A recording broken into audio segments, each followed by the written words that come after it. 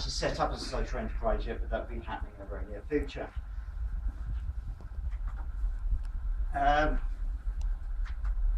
It's our new logo, which Will has been working on our creative designing and everything else about our layout of the magazine and our new logo. And I just wanted to talk to you about our supporters and partners. We obviously have Rick Moy, who's here today. He's been a long-standing city magistrate for over 30 years and is a well-respected member of the business community here in Leicester. He's actually accepted to be one of our trustees when we set up as a social enterprise and to advise us and to maybe work with him in the future with the courts or whatever. We have obviously Citizens Eye and the library. As John's already said, it's basically, I'll tell you a very brief story. Basically what happened was, as I was at Futures Unlocked, and it was Kevin Armstrong who actually sort of introduced me, said I should speak to John Costa, because while serving in prison, I served 5 years in prison, but I didn't sit on my backside doing nothing. I actually set up 2 community magazines. I was an anti-bullying rep. I set up 2 LGBT peer support groups in the 2 prisons that I was in, plus 2 more. And I did all sorts of, I set up prisoner-led church services and all sorts of things. So basically I mentioned this to Kevin and he said I should speak to John about doing a magazine. So that's what we did, and the rest is history. So I'm very proud that we've got Clive here, who's the Learning and Skills Governor at HMP Leicester. We're hoping to actually, whilst they're actually supporting us at the minute, we're also hoping to work on the route project and also setting up a pilot. Now that pilot will be where somebody from inside and out will actually go in. I'm just doing my petals training now, so hopefully maybe at me, but obviously down to security. I'll go into some workshops on self-esteem and interpersonal skills. Do that whilst they're serving inside, and then when they come out, they'll do a 6-month intern with Inside and Out and Citizens Eye, and maybe the library services as well. And which will basically give them something constructive to do with their time, which is known to reduce reoffending, and basically it will create representatives for the INA Mag.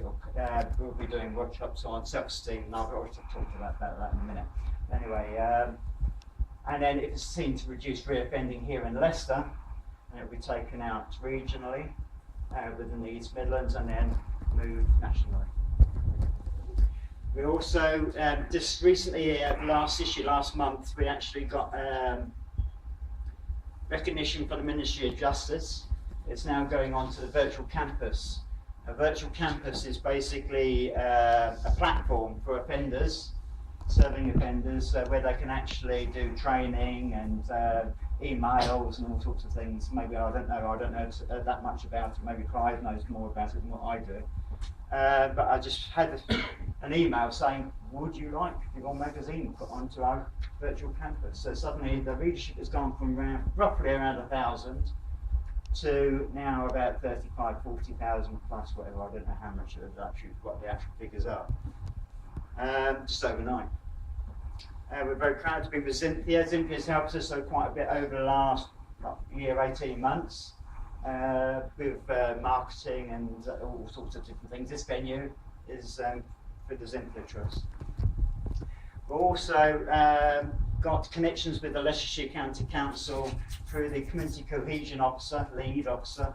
You wanted to be here today, but you couldn't make it. Now, I do actually have a written speech by him he wanted me to convey to you all, but I haven't printed it out. So if we have time at the end, I'll see if I can do that. And the same with Leicestershire and Rutland Probation. Now, I'm actually talking to we've got a very good relationship with one of the directors of Leicestershire and Rutland Probation. We went to what they call a Service User Integration Involvement Group, with a mouthful. And part of that was basically it was seeing that communication was rather poor. So then I went back to Carrie and said, look, well, if your communication's poor, you know, we could do a magazine for you. And after a few meetings, it was decided that, yeah, you know, that's exactly what we're going to do. So we're now actually working on the first issue, and it's due out the 1st of December, which we're getting paid for. So it's actually, the initial contract is for 2 issues between now and next April. So there'll be one, a winter one, and obviously a spring one, and after that, it's down to, hopefully we'll get 4 quarterly magazines next year. We've also got interest from Suffolk and Norfolk probation, and also West Mercia probation, also showing interest in having a localised magazine. But I'm just still waiting to hear whether they're actually going to take me up on that or not. I think that's it. Oh, Action Homeless. We're proud to be, have Action Homeless as supporters, but we're actually hoping to actually maybe go into partnership with them. They just want some funding. Is it 6 million quid or what? We've just got, I wish, we've just won a big lottery grant for £140,000 to develop the Down Out Homelessness News Agency, which we've done and used to create some of their service user newsletters, to train 100 homelessness sector service users over the next 2 years to have a radio station, a magazine, make a documentary and stuff like that. But of course, with homelessness, some people are ex-offenders as well, so we're hoping to bring that in and get Mark in and pay Mark and Will to create some of that content as well. Yeah. So that's hopefully going to be in the pipeline. Well, I've missed the publication. I don't know how to go back, so I won't bother. Our workshops.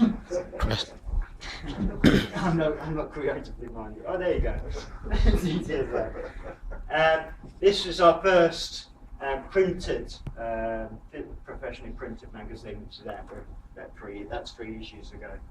And this was just a demo that we did for the literature and probation trust.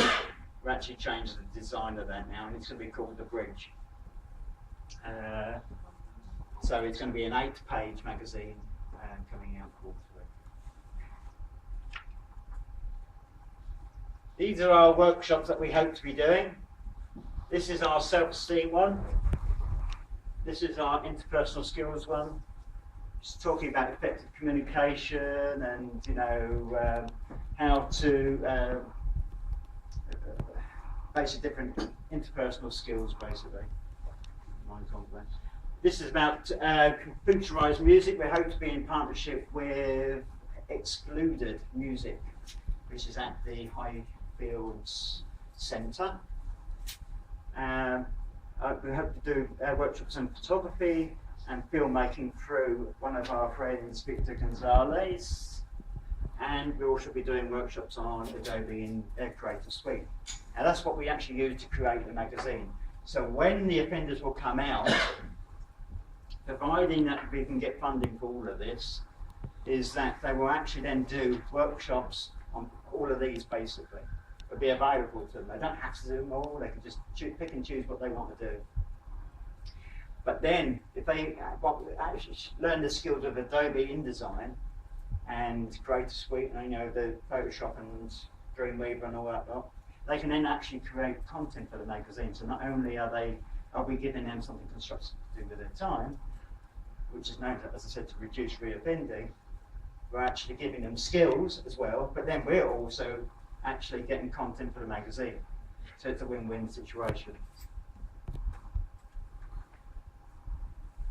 One thing which as I said, whilst I was in prison, serving in prison, is I set up an LGBT peer support group called Real Voices. Now, I went to healthcare. I was hoping she was going to be here, but she's got prison inspectorate coming along today, so she couldn't make it. So I set up that with the help of healthcare, Little Hay Prison in Cambridgeshire in 2003. And when I was transferred to HMP Wayland, we set up one there, again through healthcare. And then I also set up one at Wakefield and one at Nottingham Prison as well. I don't know if it's still if they're still there, but lesbian, gay, bisexual, transgender. So yeah. approximately, I don't know the exact statistics, I asked Helen, but she could make sure herself. But I guess she said there were 22 prisons that are actually currently got a LGBT peer support group within it as part of the regime. The aim is to have an LGBT peer support group in every basic prison establishment in the country, as male, female, YOI, by 2015. And this is what we're going to be pushing forward inside and out. And we'll be working in partnership with St Giles Trust, the In Here and Out project, which is something very similar to what I was doing 7 years ago. And as well as local PCTs and LGBT centres up and down the country. We've already made a ready-made pro forma. I've got it available, which is suitable for most prisons, you know, if not all. It doesn't matter on the security levels. Obviously, that can be adapted as necessary. Benefits. It raises the self-esteem of the offender, coaches participants to accept their sexuality and feel more at ease with themselves and their peers, reduces risky sexual practices, teaches safe sex practices, normally as part of the condom policy, which is in every prison in the country. And I've even put the prison service orders there. It's 3200 and 3845. Clive might be able to sort of clarify whether that's right, but that's what I googled, and that's what I got back. So I can't swear by that. And it also teaches respect, ethics, safe sex, and STD prevention. Also reduces instances of inappropriate sexual behaviour by serving offenders. Basically, I'll just briefly tell you what we used to do.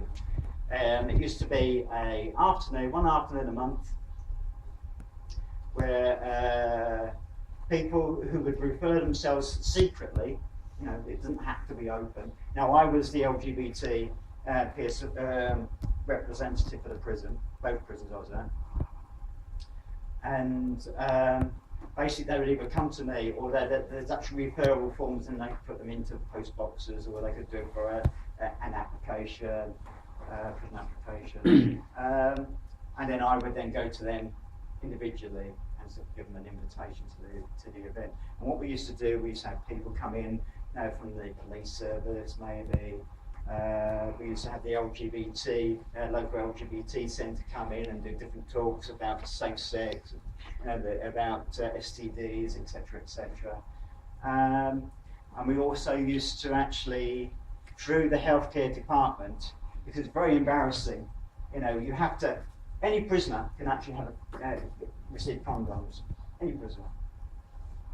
It's a right, and the prison has to supply it. These are the orders that say that.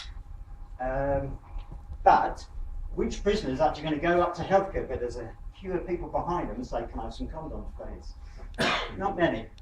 So what we used to do is we used to do it as part of the group. So basically, we used to have, you know, our box of condoms and lube, and basically we used to dish them out in a controlled manner, shall we say, at the Real Voices groups.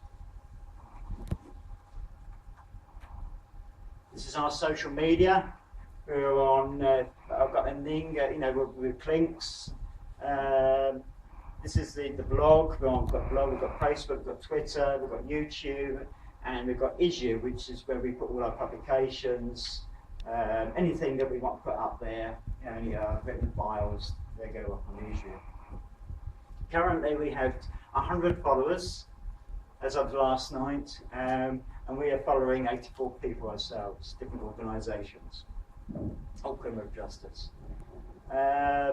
Facebook, we have 51 likes currently, 113 friends, and over 7,987 views.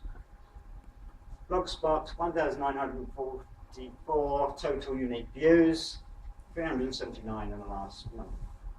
I think that's a lot. So if there's any questions, ask me now, or you can ask me later on, any time during the event.